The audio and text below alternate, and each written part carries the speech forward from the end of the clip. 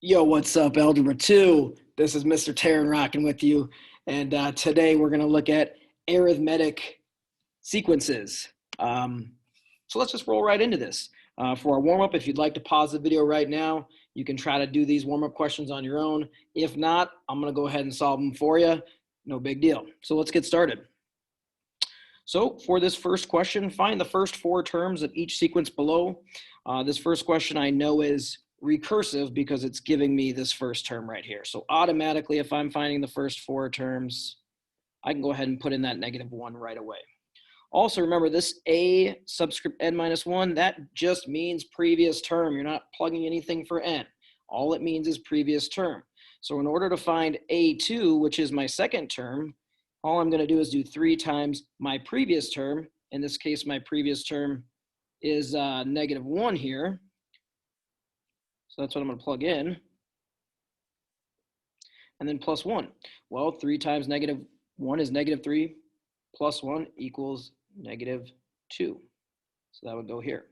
To find my third term, again, I'm going to do 3 times my previous term. My previous term was -2 plus 1. So 3 times -2 is -6 plus 1 is -5.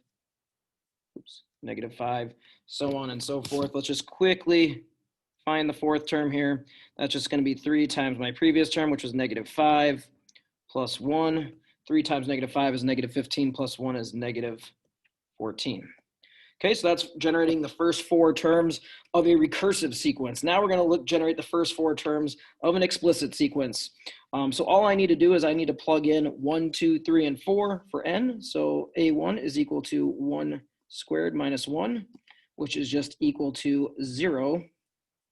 A2 is equal to 2 squared minus 1. 2 squared is 4. 4 minus 1 is 3. A3 is 3 squared minus 1, which is 3 squared is 9. 9 minus 1 is 8. And for my fourth term, it'd be 4 squared minus 1. 4 squared is 16 minus 1 is 15. So these would be my 4 answers. And that's all we're doing for the warm-up, just generating some terms both recursively and explicitly. We're going to go ahead and move on. Arithmetic sequence is the main idea today. What we want you to be able to do is we want you to be able to come up with your own explicit sequence or your own explicit rule for an arithmetic sequence.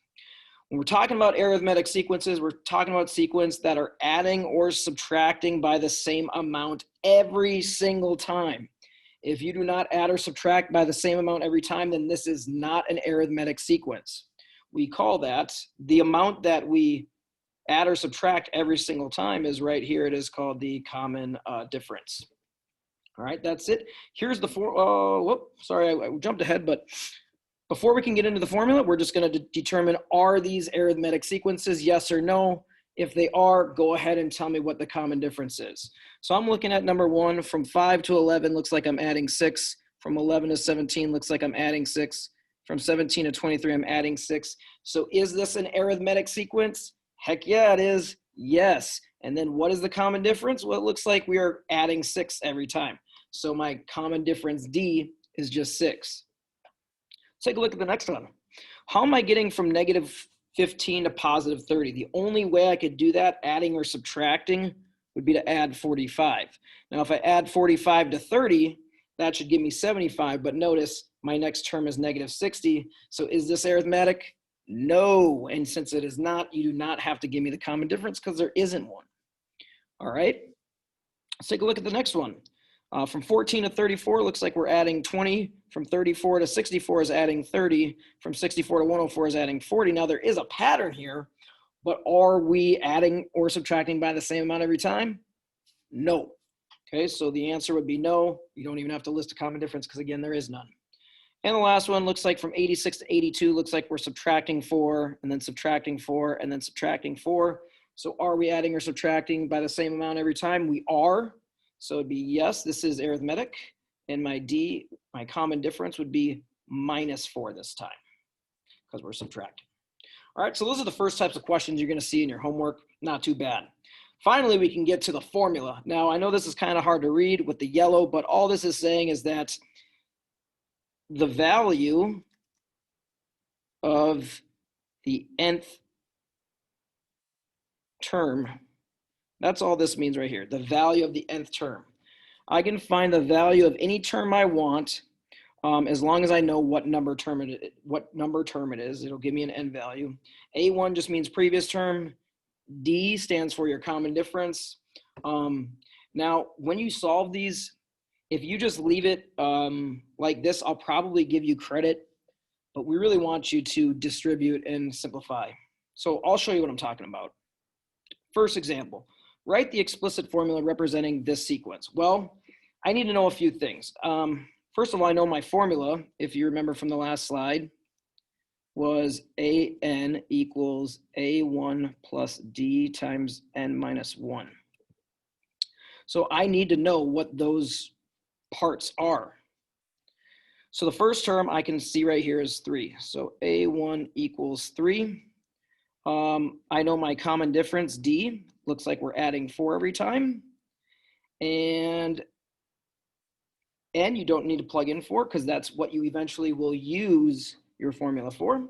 So once you know a1 and d, you can go ahead and write your formula. So it's going to be an equals 3, which is my a1, plus 4 times n minus 1. If you left it like this, I would give you credit. However, we should technically simplify.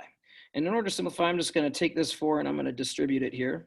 So I get an equals 3 plus 4n minus 4. I'm going to combine these like terms here. I get an equals 4n, and then 3 and negative 1 is just minus 1. So again, if you gave me the answer that's in blue, I'll count it. If you give me the answer in red, even better. All right. If you would like to try this question on your own, pause the video and go for it, because that's probably what you should do at this point. If you want to see me solve it, just keep watching. So again, my formula is an equals a1 plus d times n minus 1. My a1, let's do green. My a1 looks like it is 13. My common difference looks like we're subtracting 5 every time, right? Once I know those, then I can go ahead and set up my formula. An equals a1, which is 13, plus, sorry, not plus. We're going to actually go subtract here. And the reason I'm doing subtraction here is because my d, my common difference is negative. Notice my common difference here is negative. So minus 5 times n minus 1. Again, if you stop here, technically that's okay, but challenge yourself. Let's keep rolling. So I'm going to go ahead and distribute this. And so I get an equals 13. Negative 5 times n is negative 5n. Negative 5 times negative 1 is positive 5. Go ahead and combine some like terms. I get an equals negative 5n plus 18. Again, either would be correct. Cool, let's keep rolling. Now we're going to actually find a specific term with the formula that we're going to put together. So this is taking what we just did and it's one extra step. This is actually where, in my opinion, this stuff starts to get interesting and fun. But that's because I'm a math teacher and I'm crazy. So here we go. First thing we need to do for this question is we need to come up with our formula. Remember, it's an equals a1 plus d times n minus 1. I know that my a1 is equal to 12 from right here. I know that my common difference, well, it looks like, in this case, it looks like we're subtracting 3 every time. So my common difference is negative 3. So I'm going to go ahead and plug those in and simplify. So an equals a1, which is 12, minus 3, again, because we're subtracting, times n minus 1. I'm going to go ahead and distribute and simplify. So an equals 12 minus 3n plus 3, because a negative 3 times a negative 1 is a positive 3. Combine some like terms here, so I get an equals negative 3n plus 15. Now that I have my formula, now I want to find the 17th term. So all I need to do is I need to plug in a 17 for my n right here and for my n right here, and it's really that easy. So let's do this one in black. So I know that a 17th, aka the value of the 17th term, is equal to -3 times an n value of 17 plus 15. And we're just going to go ahead and punch that into a calculator real quick. So -3 times 17 plus 15, and I'm getting an answer of -36. So what this means is this is the value of the 17th term in this sequence is equal to -36. That's really the main idea of this particular video. We're going to do one more example that's a little bit tricky, but this is the main idea. So really make sure you want to get this. So this is the last question, and this we have to kind of think of logically, in my opinion. Okay, so I know that I'm applying a common difference 1, 2, 3, 4 times, right? I need to apply the common difference once to get from 30 to the next term, apply the common difference again, apply the common difference again, and apply the common difference again. So we're doing that 1, 2, 3, 4 times. Not only that, but I know that 48 minus 30, right? This 48 take away this 30 is 18. That's how many units we've traveled.